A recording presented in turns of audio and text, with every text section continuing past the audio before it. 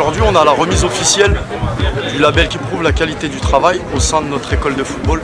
La Seine-Saint-Denis, c'est 32 000 licenciés, 220 clubs. Depuis la création du label, il y a plusieurs années, il y a eu que 10 clubs sur la Seine-Saint-Denis qui l'ont eu.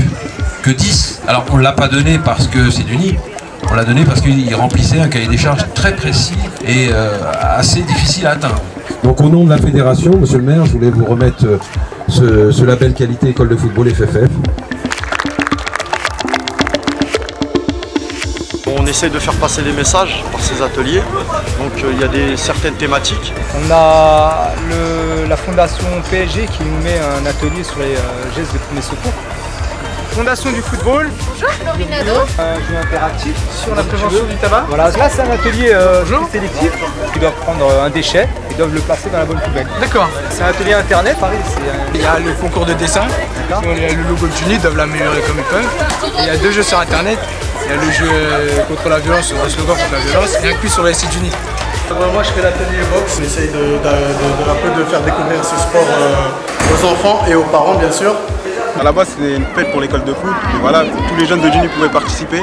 On a diversifié un petit peu l'activité pour que ce ne soit pas que du football mais d'autres sports, faire un peu de prévention, sécurité, pas mal de choses qui peuvent rentrer dans le cadre de l'éducation d'un enfant. Nos enceintes à l'effigie de la FFF, on a des bloc-notes ici, des écouteurs, voilà, de la Ligue 1, des stylos de la Fondation du football, porte-clés de la FFF, maillot officiel offert par la Fondation du football. Ceux qui méritent ce cadeau-là, c'est ceux qui ont le mieux répondu au quiz. Le jury est en train de se réunir. C'est très difficile, de beaux dessins, une très belle participation des jeunes.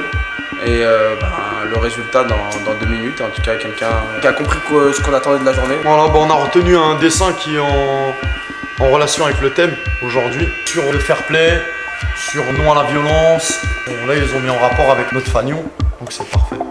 Merci.